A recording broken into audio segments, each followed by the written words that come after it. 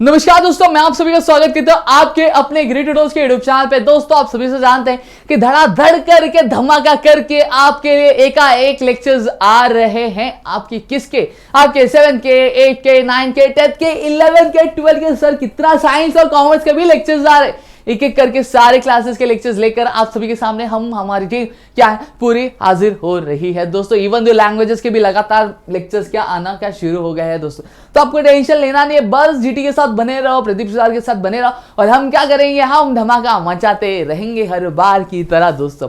अब चलिए शुरू करते हैं हमारा आज का सेशन। आज के सेशन में क्या है, आज के सेशन से बताने से पहले हमारे जो पाठक जी है, उनको नींद नहीं आ रही है ऐसे पाठक जी एक्टिंग करते हुए। ऐसा है मेरे पास सर ओमकार सर ऐसा है पाठक जी हमारे, तो ऐसे आए बोलते ओमकार सर। मैं बोला क्या हुआ?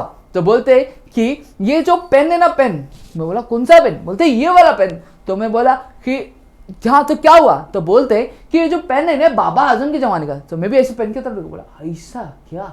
ऐसा एक्सप्रेशन मेरा भी था कि सच में बाबा आजम के जमाने का पेन क्या? मैं तो एक टाइम पे क्या हो गया, आश्चर्यचकित हो गया। सही बात है। तो पाठक जी मेरे साथ क्या कर रहे थे पता नहीं, प्रैंक कर रहे थे, क्या कर रहे थे मुझे पता नहीं चला। ठीक है, तो उसके बाद क्या किया, तो अब यहाँ पे एक दिन आए, बोलते ओमकार सर ये क्या है? ये हमारे जुदा अकबर जो थे उनके कमरे में रखा जाता था। मैं बोला अच्छा ऐसा है, तो ठीक है। तो फिर एक दिन ये आए, बोलते हमारे जो सम्राट थे, कौन? अशोक सम्राट थे, वो ये कीबोर्ड यूज किया करते थे। बोला ऐसा? तो बोलते ये जो फोन है ना, फोन, ये फोन कब का है पता है आपको? मैं बोला कब का है? बोलते हैं ना कि ये जीसस क्राइस्ट के ज़माने का, जीसस क्राइस्ट जो थे उनके ज़माने का। वो इसी पे तो बात किया करते थे लोगों से, और मेरा उनको मेरा और मेरा उनको फोन रोज जाता है और उनकी मेरी बात रोज होती है। पाठक सर, क्या बताए पाठक सर के बारे में? हम पाठक सर के लिए प्यारा कमेंट कर देना, ठीक है। तो चलो यहाँ पे बता देता हूं कि इसी तरह से क्या आपके पास भी लोग क्या चीजें लेकर आते रहेंगे और आपको क्या बताते रहेंगे कि ये इस जमाने का है, ये उस जमाने का है, लेकिन आपको भरोसा करना है क्या? आपको भरोसा नहीं करना है दोस्त। कोई कुछ भी आके बोलेगा तो आप लोग मान लोगे क्या? फिगर ऑफ स्पीच पढ़ा ना, हाइपर बोल बोल बोल बोल बोल बोल बोल, समझ में आ गया? तो उसी तरह से दोस्तों मैं आप सभी को आज हम हमारे 10 साल में यही सारी चीजें पढ़ने वाले कि अगर कोई आपको बता रहा है कि ये बाबा आजम के जमाने का पेन है या फिर ये जोधा अकबर के जमाने का ये फूल है, बाय द वे ये फूल कैसा लगा मुझे कमेंट सेक्शन में जरूर बताना, ठीक है। तो ये सारी चीजें अगर आपको कोई बोल रहा है तो आप कैसे पता लगाएंगे कि भाई ये सच बोल रहा है कि झूठ बोल रहा है, किस तरह से बोल रहा है? ये सारी चीजें आप किस तरह से पता लगाएंगे? यही सारी चीजें हम क्या हमारे इस चैप्टर में क्या पढ़ने वाले, और इसी से रिलेटेड क्या सारी थियरीज हुई है, क्या सारे हमारे जो बड़े बड़े क्या थे हिस्टोरियंस है, उन्होंने क्या बताया, ये सारी चीजें हम लोग क्या देखने और समझने वाले हैं दोस्तों। तो बने रहिए वीडियो में। तो चलिए शुरू करते हैं, और साथ ही साथ अगर वीडियो पसंद आए तो यार वीडियो को लाइक कर देना, चैनल सब्सक्राइब नहीं किया होगा तो चैनल को सब्सक्राइब कर अपने दोस्तों के साथ शेयर करना, और क्या करना, और साथ ही साथ इंस्टाग्राम में फॉलो नहीं किया तो यार क्या कर रहे यार, फॉलो कर लो, ठीक है। चलो स्टार्ट करते हैं। अब हिस्ट्री, सबसे पहली चीज मैं समझा रहा था हिस्ट्री होती ही क्या है। हिस्ट्री बेसिकली पास्ट इवेंट के बारे में होती है। जब कभी भी हम क्या पास्ट इवेंट के बारे में पढ़ते हो तो उसको हम लोग क्या बोलते हैं, हिस्ट्री बोलते हैं। जैसे फॉर एग्जांपल अगर मैं बात करूं कि हम हमारे बच्चे में क्या थे, मैं छोटा बच्चा था, बड़ी शरारत करता था, लॉलीपॉप खाता था, सही बात है ना, खाता था। अब अगर आप बोलोगे कि ओमकार सर अपने बचपन में क्या कौन सा लॉलीपॉप खाते थे, जब इसके बारे में सर्च करोगे, यानी लॉलीपॉप खाता था यानी क्या था, यानी क्या पास्ट इवेंट है, इसके बारे में आप स्टडी कर रहे हो। ओमकार सर जब छोटे बच्चे थे, बड़ी शरारत जब करते थे तो कौन सा लॉलीपॉप खाते थे। तो आप लोग जब इसके बारे में स्टडी करोगे तो क्या करो, आप पास्ट इवेंट के बारे में स्टडी करो, तो उसको हम लोग क्या बोलेंगे, उसको हम लोग हिस्ट्री बोलेंगे दोस्त मेरा भाई, हिस्ट्री बोलेंगे। क्या बोलेंगे? हिस्ट्री। अब हिस्ट्री 3 तरह की होती है, आपको पता ही है। एक पास्ट होती है, सॉरी पास्ट, ये तो मैं टेंसेस पढ़ाने लगा था यार, गलती होती है बोलते बोलते, तो बता देता हूँ। हिस्ट्री 3 तरह की होती है आपकी, एक एशियन हिस्ट्री होती है, आपकी एक मेडिवल हिस्ट्री होती है, और मॉडर्न हिस्ट्री। मॉडर्न हिस्ट्री में भी 2 तरह के, एक प्री इंडिपेंडेंस और पोस्ट।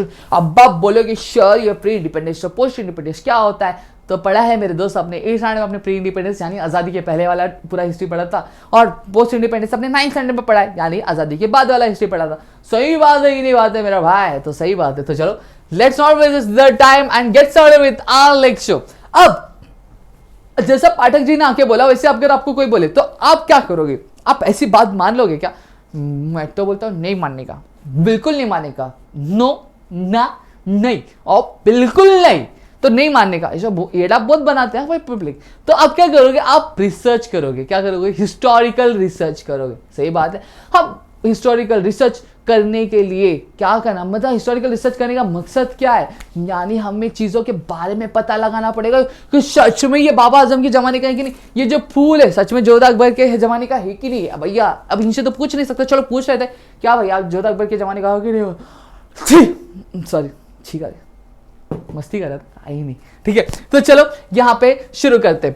अब हिस्टोरिकल रिसर्च करने का मेन मकसद ये होता है कि हम क्या जान सके, हम क्रोनोलॉजिकल जो इवेंट्स है उनके बारे में उनको समझ सके, उनको क्या जान सके। अब आप बोलोगे कि सर हिस्टोरिकल रिसर्च समझा रहे थे, अब क्रोनोलॉजिकल इवेंट्स क्या होता है अंडरस्टैंड करने के लिए क्रोनोलॉजिकल इवेंट्स क्या होता है वो तो समझना पड़ेगा। तो मैं बता दूं, डेट का सीक्वेंस होता है। जैसे आपके घर में 3 भाई बहन है, ठीक है। सबसे बड़े वाले भाई का नाम क्या है, रामू, दूसरे वाले भाई का नाम क्या है, शामू, और तीसरी से एक छोटी सी बहन है, उसका नाम क्या है, प्रिया। सही बात है, रामू, शामू और प्रिया, ऐसे करके क्या 3 नाम है। अब 3 बच्चे। अब आपकी फैमिली के बारे में कोई पढ़ाई पढ़ेगा या फिर कोई जानना चाहेगा, पढ़ेगा नहीं बेसिकली जानना चाहेगा, तो वो क्या करेगा, सबसे पहली चीज जब वो हिस्टोरिकल रिसर्च करेगा, यानी रिसर्च करेगा, हिस्टोरिकल रिसर्च करेगा, तो क्या देखेगा, सबसे पहले ये देखेगा कि सबसे पहले कौन आया। सबसे पहले 21 जुलाई 2000 में आपका जो रामू आया, फिर उसके बाद का बर्थ हुआ, फिर आपके 20 मार्च 2003 में क्या आया, कौन आया, शामू आया। सही बात है। फिर प्रिया कभी आई, प्रिया आई आपके 3 अप्रैल 2006 में। तो देखो डेट का सीक्वेंस आपको पता चल रहा है कि नहीं पता चल रहा कि 2006 में प्रिया आई, फिर उसके बाद 2003 में शामू आया और 2000 में कौन आया, रामू आया। तो इसी को, तो इससे क्या, ये डेट का सीक्वेंस है, इवेंट्स कब कब हुए, कौन से डेट पे हुए, कौन सी चीज पहले हुई, कौन सी चीज बाद में हुई, ये सारी चीजें पता चली। तो इसी चीज को तो भैया हम क्या बोलते हैं, हम बोलते हैं आपका अपना क्रोनोलॉजिकल इवेंट्स बोलते हैं मेरे दोस्त, ठीक है। अब यहां पे अगर बात करें तो उनकी इंटरकनेक्शंस, अब आप बोलेंगे सर ये इंटरकनेक्शंस क्या होते हैं, तो चलो एक बहुत अच्छा एग्जांपल लेते हैं, ठीक है। आज आप क्या कर रहे हो, अब पढ़ाई कर रहे हो, ठीक है। आज आप पढ़ाई करोगे, सारी चीजें लर्न करके रखोगे, तो क्या करोगे, बोर्ड एग्जाम में जाओगे एकदम ऐसा हुआ है, बोलोगे भाई आज अपन तो मचा के आएंगे क्या। तो आप क्या करोगे, आप अपने एग्जाम में, बोर्ड एग्जाम में क्या धमाका मचा के आओगे। सही बात है। अगर आप आज पढ़ाई नहीं कर रहे हो, सारी चीजें लर्न नहीं कर रहे हो, एक और कुछ दिनों बाद भी नहीं कर रहे हो, पढ़ाई बोलते भाई अपन तो बैक बेंचर, अपन तो अपना जुगाड़ पे अपन है, जुगाड़ पे जिंदाबाद है अपन, तो क्या आएगा, तो धमाका मचा पाओगे, नहीं मचा पाओगे। सही बात है। तो ये क्या कनेक्शन इंटरकनेक्टेड, आपने जो चीज पहले की थी उसका जो रिजल्ट है वो आपको बाद में मिला। सही बात है। अगर मैं बात करूं आपको एग्जाम में कम मार्क्स क्यों मिले, रिजल्ट ये इवेंट क्यों हुआ, एग्जाम में कम मार्क्स में क्यों मिले, क्योंकि उससे पहले कुछ चीजें तो परफॉर्म की, आपने पढ़ाई नहीं की थी उस इवेंट में, आपने उससे पहले वाले इवेंट में आपने पढ़ाई नहीं की, इस वजह उसका जो रिजल्ट है, उसका जो परिणाम था कि आपको मार्क्स कम मिले।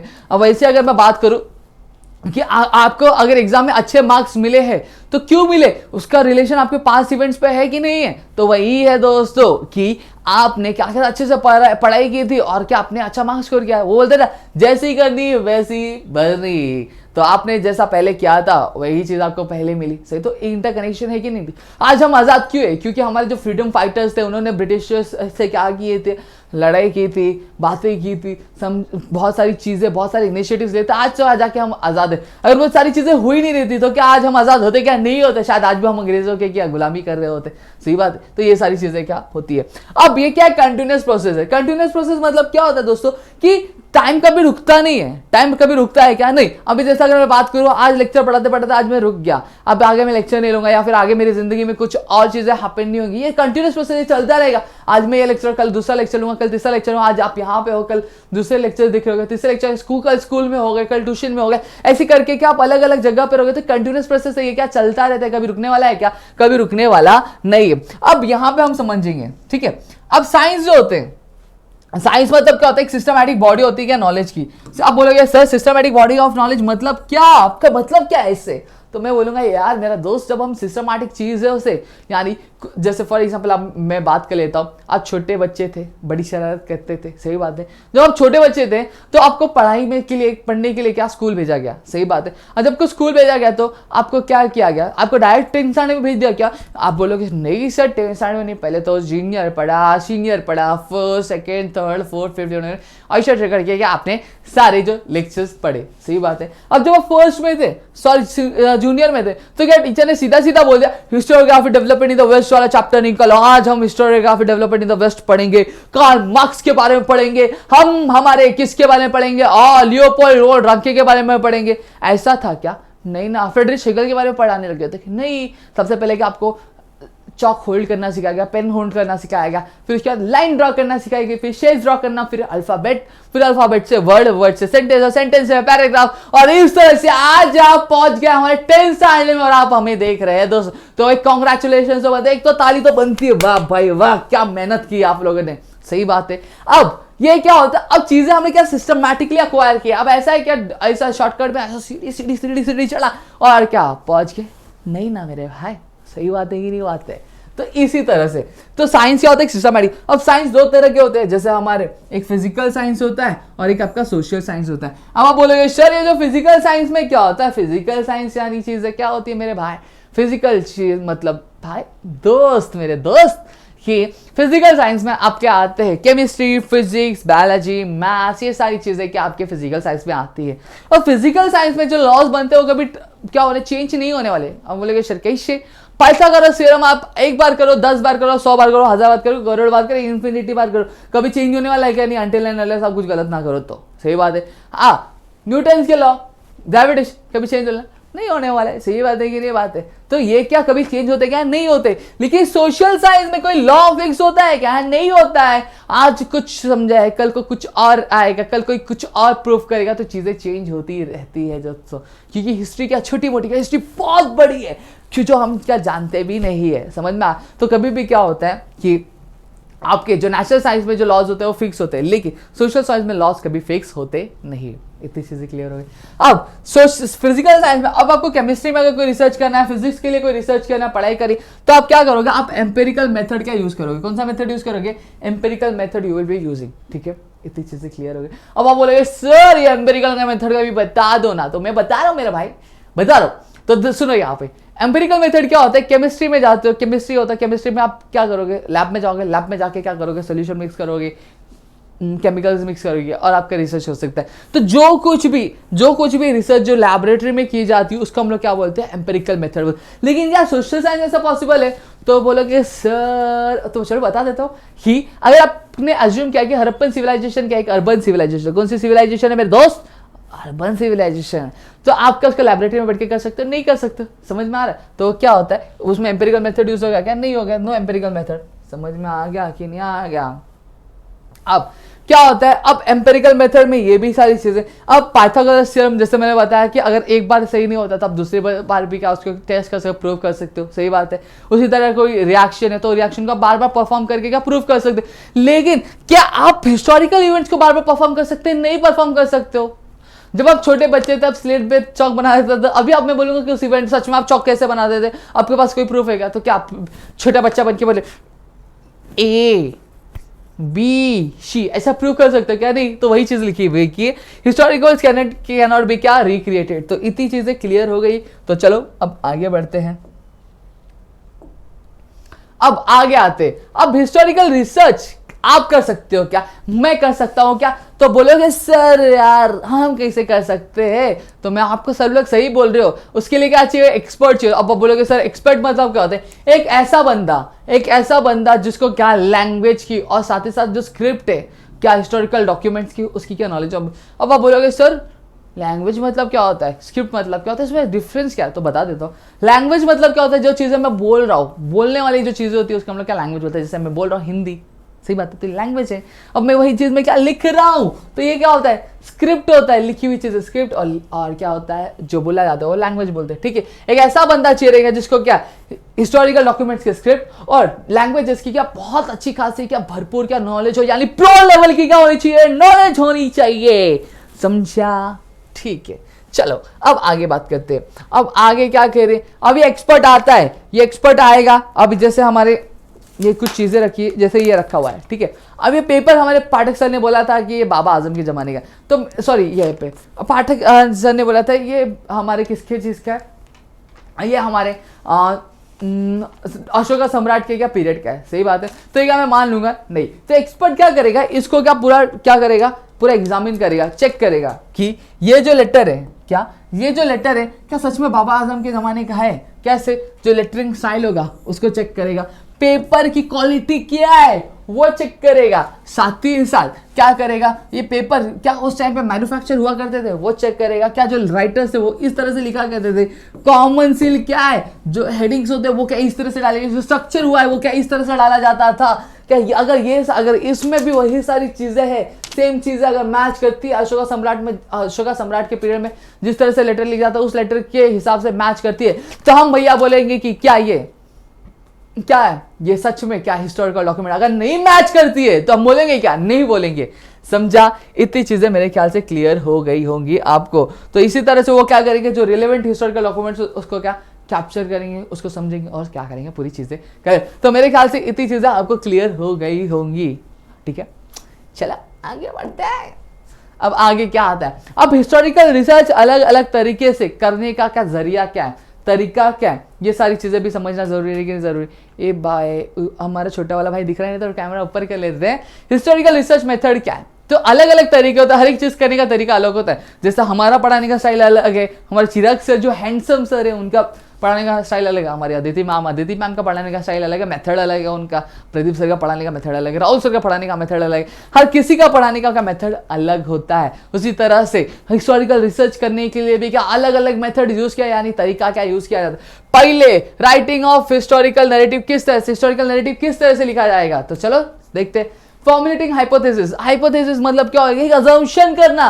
मैं अज्यूम करूंगा कि भाई जो पाठक जी वो आज के नहीं है, पाठक जी है हमारे कब के, हमारे जीसस क्राइस्ट के जमाने के, क्या है जीसस क्राइस्ट के जमाने के, तो मैं ऐसा अज्यूम करूंगा। अब क्या करूंगा, अब मैं अलग अलग सोर्सेज यूज करूंगा और प्रूव करने की कोशिश करूंगा, फोटोज मैच करूंगा, सारी चीजें मैच करूंगा, पाठक जी के जो जेनेटिक्स है वो सारी चीजें मैच करूंगा।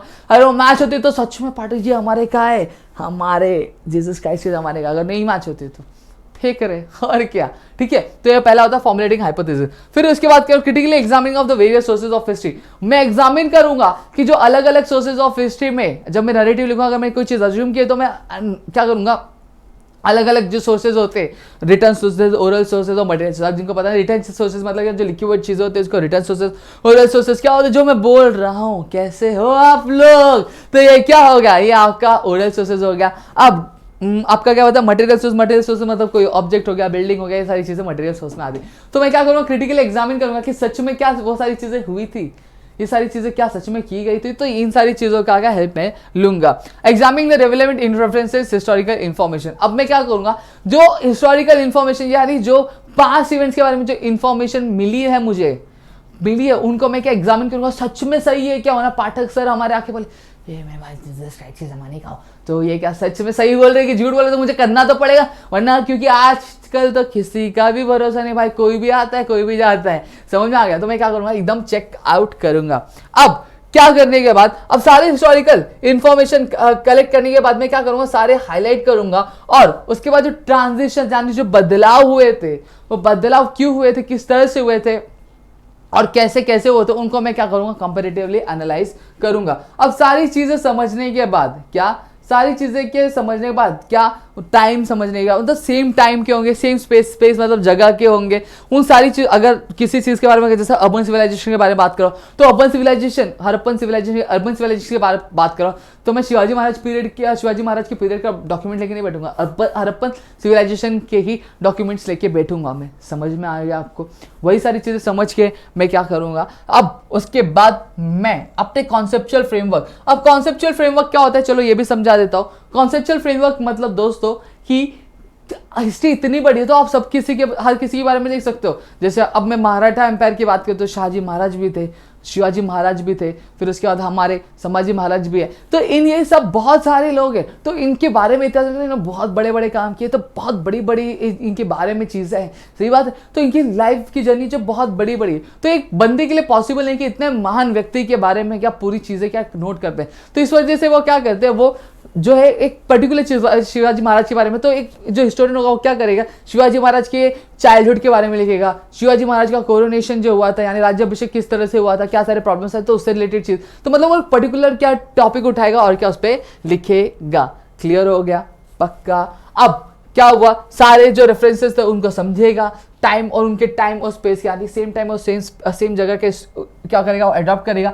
हिस्टोरिकल इवेंट समझने के बाद वो क्या करेगा, पर्टिकुलर कॉन्सेप्चुअल फ्रेमवर्क अपनाएगा और क्या अपने हिस्टोरिकल रिसर्च में क्या यूज कर सकता है और नरेशन क्या लिख सकता है। इतनी चीजें क्लियर हो गई। अब मेथड्स ऑफ वेरियस डिसिप्लिन क्या है, मेथड्स ऑफ वेरियस डिसिप्लिन मतलब क्या सारी चीजें हैं जो हमें बहुत ज्यादा हेल्प करती है हमारे के हिस्टोरिकल रिसर्च या फिर हिस्टोरिकल राइटिंग में। सबसे पहले आर्कियोलॉजी है। आर्कियोलॉजी मतलब क्या होता है, जो ट्रांजिशंस होते हैं, जो बदलाव होते हैं, उनके बारे में जो स्टडी होती है उसको हम लोग क्या बोलते हैं, आर्कियोलॉजी बोलते हैं। आर्काइवल साइंस, आर्काइव क्या होता है, आर्काइव मतलब दोस्तों एक ऐसी जगह जहां पे जैसे बैंक्स होता है, बैंक्स में हम क्या करते हैं, हमारे पैसे जमा करके रखते हैं। तो आर्काइव्स क्या होता है, आर्काइव्स एक ऐसी जगह होती है जहां पे हमारे जो हिस्टोरिकल पुराने जो डॉक्यूमेंट्स होते हैं उनको हम प्रिजर्व करके रखे जाते हैं और उसी की जो स्टडी होती है उसको हम लोग आर्काइवल साइंस बोलते हैं। मैन्युस्क्रिप्टोलॉजी क्या होती है, मैन्युस्क्रिप्ट मतलब समझ लो जो हाथ से लिखे हुए डॉक्यूमेंट्स, हैंड रिटन डॉक्यूमेंट्स, उसको हम लोग बोलते हैं मैन्युस्क्रिप्ट बोलते हैं और उसकी जो पढ़ाई होती है उसको हम लोग मैन्युस्क्रिप्टोलॉजी बोलते हैं। एपिग्राफी क्या होती है, स्टडी ऑफ इंस्क्रिप्शंस क्या होती है, स्टडी ऑफ इंस्क्रिप्शन क्या होते हैं।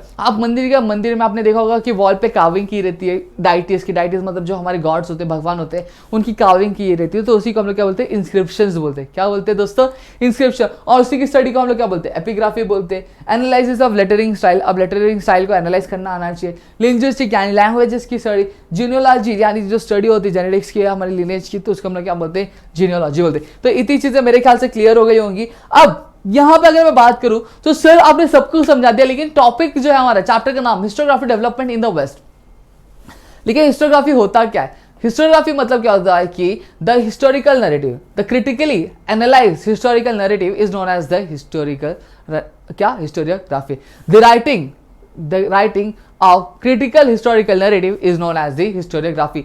यानी अगर मैं शिवाजी महाराज के बारे में लिख रहा हूं या फिर एम्परर हमारे जो अकबर थे उनके बारे में लिख रहा हूं, तो उनके इवेंट्स के बारे में एकदम रिसर्च करके डेप्थ में जाके एकदम एक एक चीज को बारीकी से समझने के बाद यानी पूरी चीजें एनालाइज करने के बाद अगर मैं कोई नरेशन लिख रहा हूं तो उसको मैं क्या बोलता हूं, हिस्टोरियोग्राफी लिखता हूं, बोलता हूं, लिखता नहीं बोलता हूं। इतनी चीजें क्लियर हुई। अब यहां पे आप बोलोगे कि सर तो उसको लिखता कौन है, जैसे एक टीच करने वाला बंदा क्या कहलाता है, टीचर कहलाता है। जैसे एक बेक करने वाला बंदा बेकर कहलाता है, जैसे एक पेंट करने वाला बंदा पेंटर कहलाता है, उसी तरह से एक बंदा जो हिस्टोग्राफी लिखता है उसको हम लोग क्या बोलते हैं, हिस्टोरियंस बोलते हैं। क्या बोलते हैं दोस्तों, हिस्टोरियंस बोलते हैं। अब आगे एक और चीज समझ लेते हैं। अब यहां पे अगर मैं बात करूं तो हिस्ट्री क्या, हिस्ट्री आगे क्या होती है, हिस्ट्री ये जो एक टर्म है, सबसे पहले हिस्ट्री आगे क्या सारी चीजें हम पढ़ने वाले तो हम बताऊंगा आपको। हिस्ट्री जो एक ऐसा टर्म है जो हमारे 5th सेंचुरी के एक हिस्टोरियन थे जिन्होंने हेरोडोटस, उन्होंने लिखा था, क्या लिखा था, लिखा नहीं था सॉरी, यूज किया था, जिसका मतलब क्या होता है, द हिस्टोरीज। क्या लिखा था, हिस्टोरीज। एक बुक लिखी थी उन्होंने अपने 5th सेंचुरी के जो हमारे हिस्टोरियन थे हेरोडोटस, उन्होंने एक किताब लिखी थी और पहली बार ये जो टर्म था वो यूज किया गया था। तो मेरे ख्याल से आपको इतनी चीजें समझ में आ गई, समझ में आई है, तो क्या करना है, वीडियो को लाइक करना है, चैनल सब्सक्राइब नहीं किया होगा तो चैनल को सब्सक्राइब करें, अपने दोस्तों के साथ शेयर करेगा इसी तरह के लेक्चर्स के लिए। और साथ ही साथ क्या करो यार, इंस्टाग्राम में फॉलो नहीं किया तो जाके फॉलो कर लो। अगर चाहते हो ऐसे ही धमाकेदार धुएंधार और फूल के साथ लेक्चर्स आए तो क्या करो, वीडियो को लाइक करना पड़ेगा, दोस्तों के साथ शेयर करो। और आपके लिए मैं बता दूं 7th 8th 9th 10th 11th 12th सभी के लिए रेगुलर लेक्चर्स आ रहे हैं, साइंस हो चाहे कॉमर्स हो चाहे स्टेट बोर्ड हो, तो आपके लिए सभी के लिए लेक्चर्स आ रहे हो। तो जल्दी जल्दी से शेयर करो, आपकी सपोर्ट और प्यार से हम और भी ज़्यादा एनर्जी और हम क्या करेंगे तो हम धमाका मचा देंगे दोस्तों। तो चलो भाई, मिलते हैं हमारे नेक्स्ट सेक्शन में दोस्तों।